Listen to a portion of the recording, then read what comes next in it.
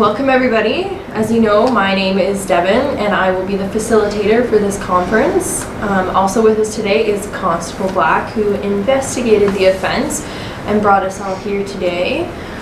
We also have Mrs. Day here, our victim. We also have Edwin's mother, Mrs. Green, here with us. It's just Miss. So thank you all for attending. Today this conference will focus on an incident of tire slashing. Altogether, about 30 tires were slashed. We're here to focus on Edwin's behavior and how that affected other people.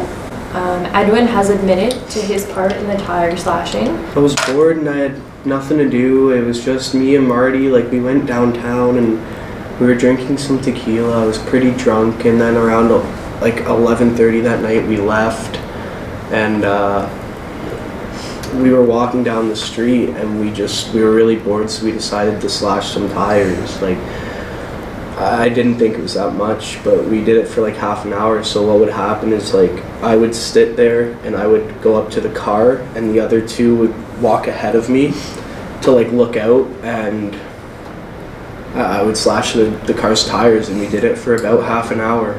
And what did you tell the police about why you did it? Well, I was really angry that day. There was a boy at school in particular. He was calling me names and making a lot of racist remarks about me. And the initial idea was I was going to go to his house and slash his dad's tires.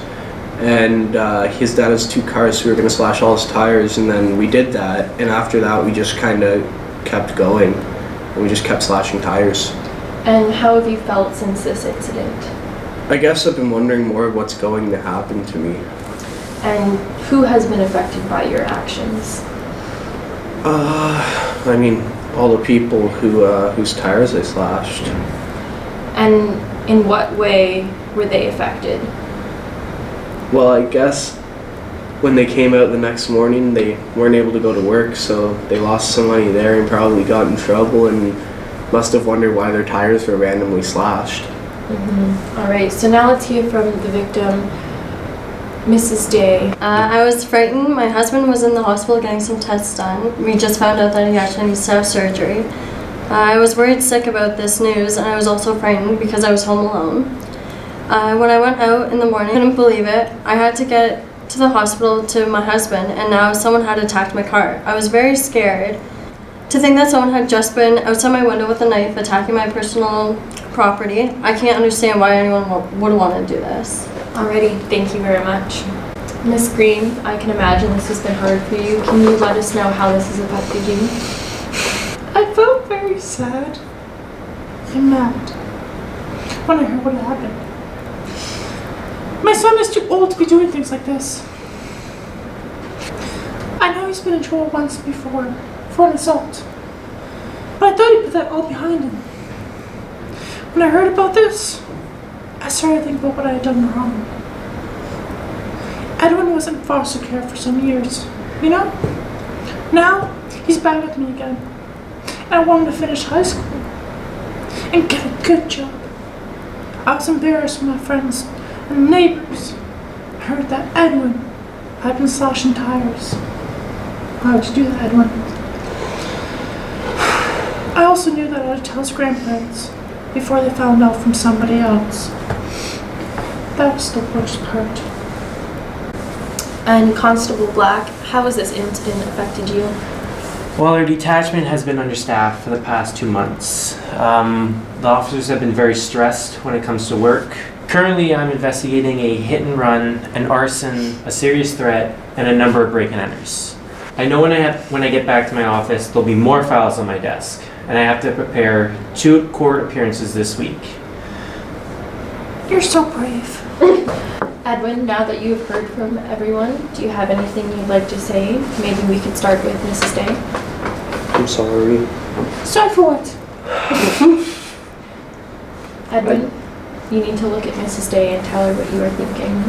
Well, I didn't know that your husband was in the hospital and you needed the car to visit him. I'm really sorry for slashing your tires and making it so that you couldn't get to your husband.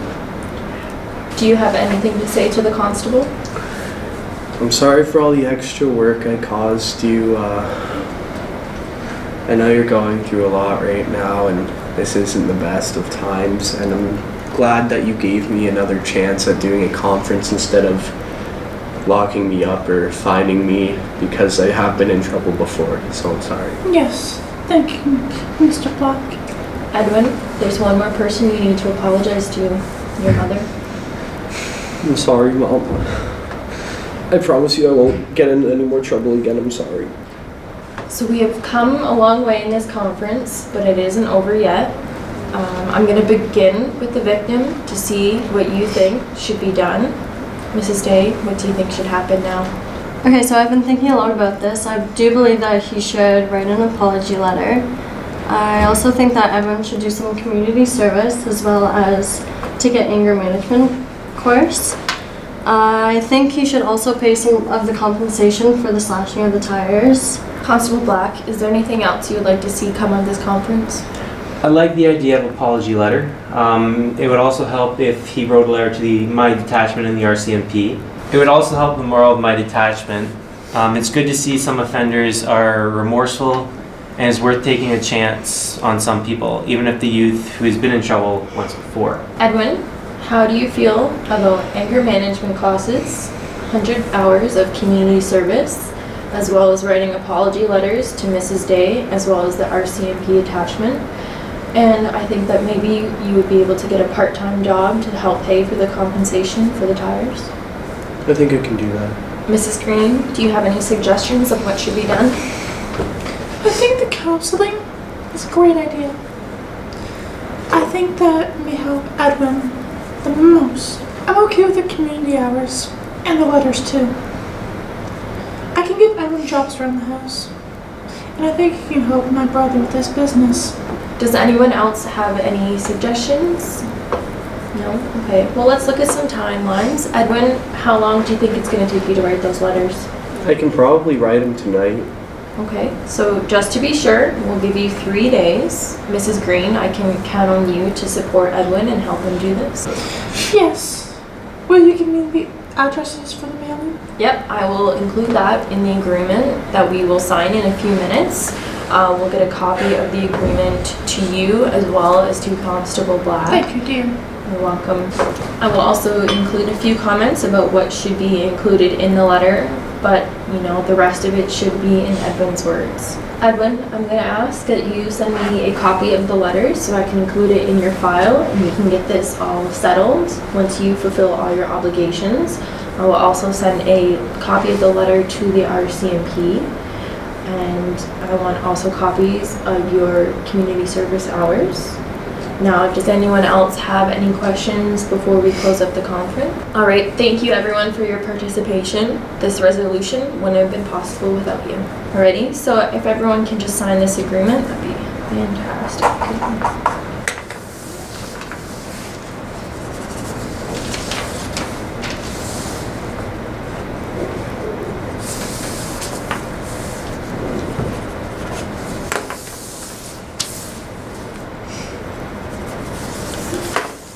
Thank you very much, everyone.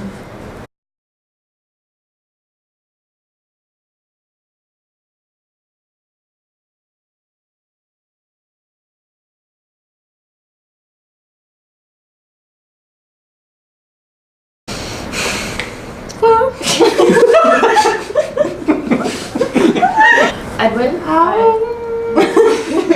Yes, will you give me the Yes, will you just give me some addresses for mailing? The most. I help my brother with his business. Oh, greatly wicked in shape. No? Constable Black,